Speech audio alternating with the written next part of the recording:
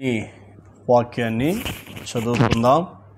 ఇర్మియా గ్రంథము 31వ అధ్యాయము 13-14 వచనము ధ్యానించుకుందాం.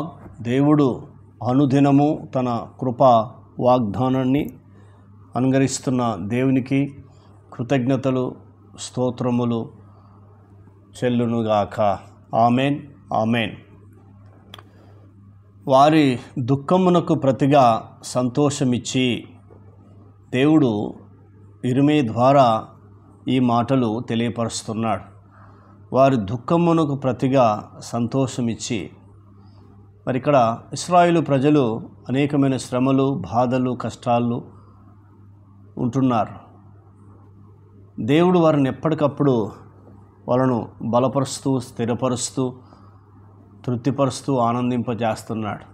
అయినా కూడా వారు లోకం వైపు, లోకాశల వైపు చూస్తున్నారు. దేవుని మాట వినట్లేదు, దేవుని ఆజ్ఞలు పాటించట్లేదు, దేవుడు చెప్పే మాటలు కూడా వాళ్ళు సరిగా వినట్లేదు.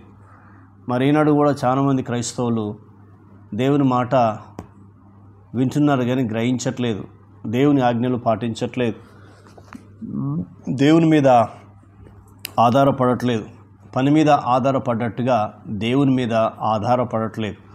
పని ఇష్టపూర్తిగా చేసినట్టుగా ప్రార్థన కూడా ఇష్టపూర్తిగా చేయట్లేదు. కాబట్టి ఈనాడు అనేకమైన శ్రమలు, బాధలు, కష్టాలు వస్తున్నాయి. కాబట్టి ఇక్కడ దేవుడు మాట్లాడుతున్న మాట ఏంటంటే, దేవుడు తనతో మాట్లాడుతున్నాడు. వారి దుఃఖమునకు ప్రతిగా సంతోషం ఇస్తా అన్నాడు.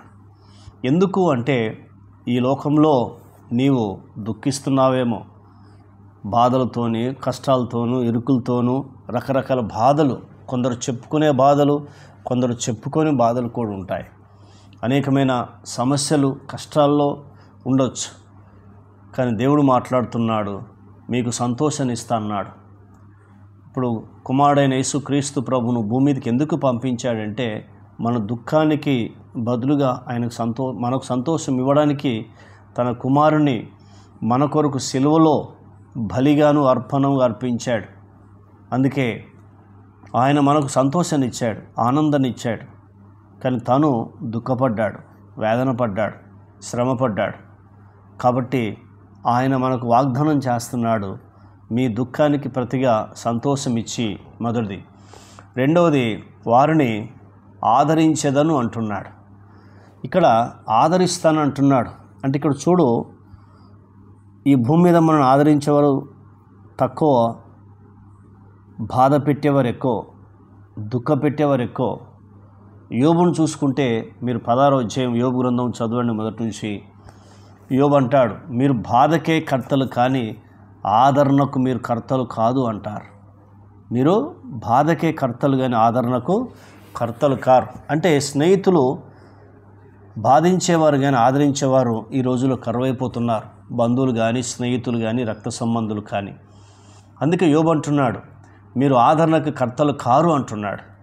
కానీ యేసుక్రీస్తు ప్రభువారు చెప్తున్నాడు, యోహాను సువార్త 14వ అధ్యాయం 18వ వచనం, నేను మిమ్మల్ని అనాథగా విడువను, మీ యొద్దకు వస్తానని వాగ్దానం చేస్తున్నాడు. యేసు ప్రభువారు మనని అనాథలుగా విడవలేడు. మనని బాధపరుస్తున్నప్పుడు మనం విడిచిపెట్టలేదు. మనం అనాథలం కాము. కాబట్టి ఆయన వెళ్ళిపోతూ, నేను మీకు ఆదరణకర్తను పంపుతానన్నాడు. అలాగనే ఆదరణకర్తను పంపాడు. ఆయన ఇప్పుడు మనని భూమి మీద ఆదరిస్తున్నాడు. ఆయనే పరిశుద్ధాత్ముడు. ఈ లోకంలో ఎవరిని బాధపరిచినా, గాయపరిచినా, అవమానపరిచినా, ఇబ్బంది పెట్టినా, వెలివేసినా భయపడకు, సంతోషించి గంతులు వేయి, పరలోకమందు నీకు ఫలం అధికమవుతుంది. అలాగే భూమి మీద పరిశుద్ధాత్ముడు నీకు సహాయం చేస్తాడు. కాబట్టి ఇక్కడ వారిని ఆదరించదని అంటున్నాడు. రోమిల్ రాసిన పత్రిక 8వ అధ్యాయం 20వ వచనము, అటువలే మన బలహీనతలను చూసి ఆత్మ సహాయం చేయుచున్నాడు. ఇక్కడ భూమి మీద ఎవరు కూడా సహాయం చేయరు, కానీ ఆదరణకర్త ఉన్నాడు. ఆయన మనకు సహాయం చేస్తున్నాడు. రెండవది, ఆదరించేదన్ను అంటున్నాడు. మూడవది, వారి విచారం కొట్టివేసి, అనేక విచారిస్తున్నావా?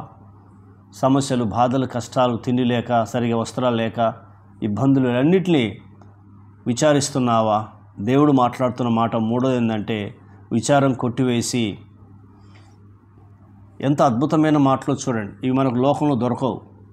లోకంలో ఈ మాటలు దొరకవు.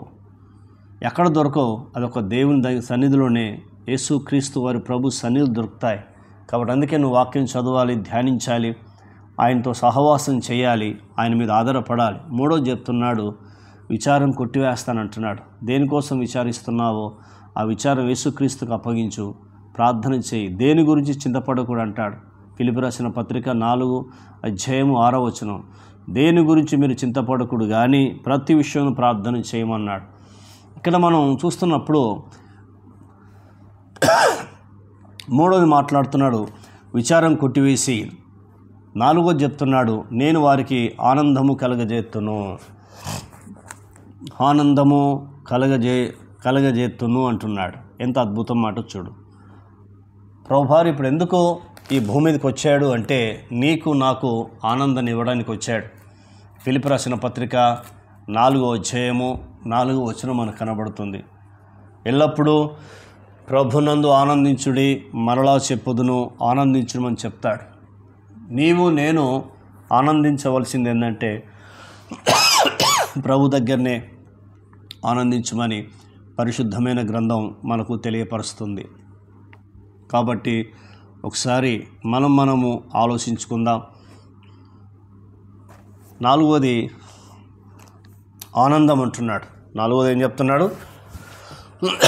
ఆనందిస్తారని చెప్తున్నాడు. కాబట్టి ఆనందాన్నిచ్చే దేవుడికి, ఈ 4 విషయాలు మాట్లాడిన దేవునికి మనం ఒకసారి కృతజ్ఞతలు స్తోత్రములు చెల్లిస్తూ దేవుని సన్నిధిలో ప్రార్థన చేద్దాం, అడుగుదాం. దుఃఖాన్ని తీసివేస్తా అన్నాడు, సంతోషాన్ని ఇస్తా అన్నాడు, ఆదరించేదను, ఆనందింపజేస్తానని చెప్పిన దేవుడికి వందనాలు చెల్లిద్దాం. ప్రార్థన. కన్న తండ్రి, మీకు స్తుతి, మీకు మహిమ కలుగును గాక అడుగుతున్నాం.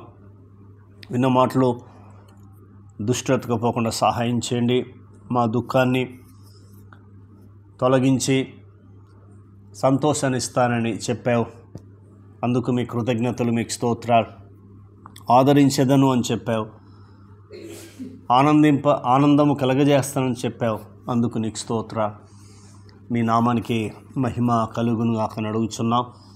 ఈ మాటలు దుష్టతకు పోకుండా సహాయం చేయండి. మా జీవితంలో మీరు నెరవేర్చి నీ నామానికి మహిమ తెచ్చుకోమని మా ప్రార్థన విని జవాబు ఇచ్చినందుకు మీ కృతజ్ఞతలు, స్తోత్రములు, వందనములు చెల్లిస్తూ యేసుక్రీస్తు నామంలో అడిగినవన్నీ పొందుకున్నాం తండ్రి. ఆమెన్. ఆయన కృప సదాకాలం తోడై ఉండి నడిపించునుగాక. Amen, amen, amen.